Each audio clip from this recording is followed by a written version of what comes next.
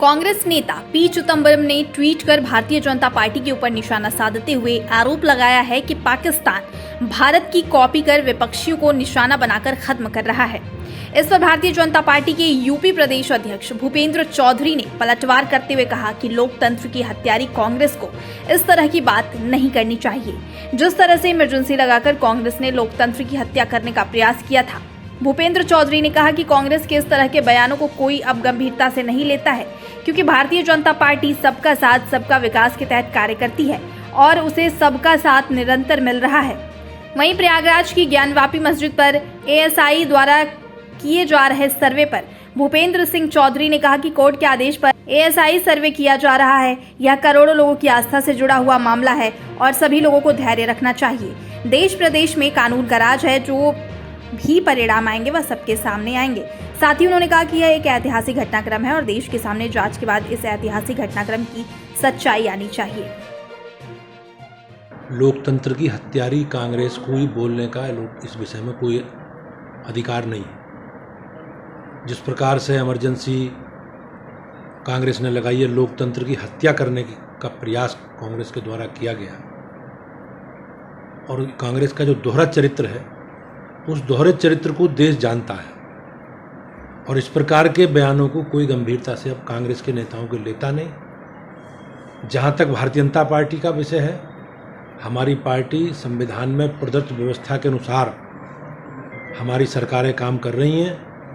देश के प्रधानमंत्री जी के नेतृत्व में, प्रदेशों में माननीय मुख्यमंत्रियों के नेतृत्व में, योगी जी के उत्तर प्रदेश के नेतृत्व में, हम जो भी व्यवस्था है उस व्यवस्था में सबका साथ सबका विकास और सबका विश्वास और भाजपा के स्वरूप में सर्वव्यापी और सर्वस्पर्शी स्वरूप में हम जनता के सामने हैं। और निश्चित रूप से देश की जनता ने मोदी जी के नेतृत्व में जो हमारा विकास का एजेंडा है, डेवलपमेंट का एजेंडा है, सुरक्षा का एजेंडा है, अंत्योदय का गरीब कल्याण की हमारी योजना है, उसके साथ देश खड़ा है। नहीं, मैं बधाई देता हूँ माननीय विधानसभा अध्यक्ष जी को और विधान परिषद के माननीय सभापति को कि उन्होंने संचार क्रांति के युग में डिजिटल माध्यम से विधानसभा की कार्रवाई संचालित करने का वो काम कर रहे हैं। ये पहल उनकी सराहनीय है और निश्चित रूप से हमारे सबके लिए लाभकारी है। ये देश के करोड़ों लोगों की आस्था से जुड़ा विषय है और माननीय उच्च न्यायालय के आदेश पर सर्वे हो रहा है। जो हमारी संस्था है वो सर्वे कर रही है। हमें धैर्य रखना चाहिए।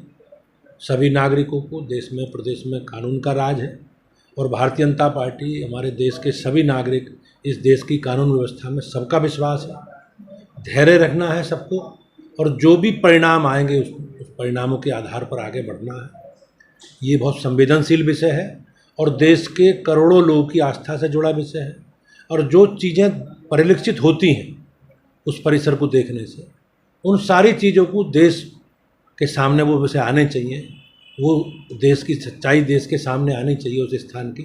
ये देशवासियों की जिज्ञासा है और अपेक्षा है और जो कि मैंने पहले भी कहा, ये एक ऐतिहासिक घटनाक्रम है और उस घटनाक्रम में हम सब की रुचि है और जो भी विषय है सच्चाई देश के सामने आए, इसका प्रयास हम सब लोगों को मिलकर करना चाहिए।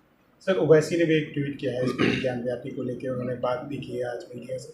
बोल रहे हैं 6 दिसंबर जैसी घटना और कहीं वो ना रिपीट हो जाए, बाबरियों के लिए कहीं दरवाजे ना खुल जाए, इस तरीके की बात। निश्चित रूप से देश में कानून का राज है और भारतीय जनता पार्टी की सरकार है, उस व्यवस्था को दृढ़ता से लागू करने के लिए संकल्प है। लेकिन जो माननीय न्यायालय का आदेश है, न्यायालय के आदेश पर ऐसा सर्वे कर रही है और सर्वे के परिणामों को जानने के लिए देश उत्सुक है और हमें कोर्ट की कार्रवाई का भारतीय जनता पार्टी हम सब लोग स्वागत करते हैं।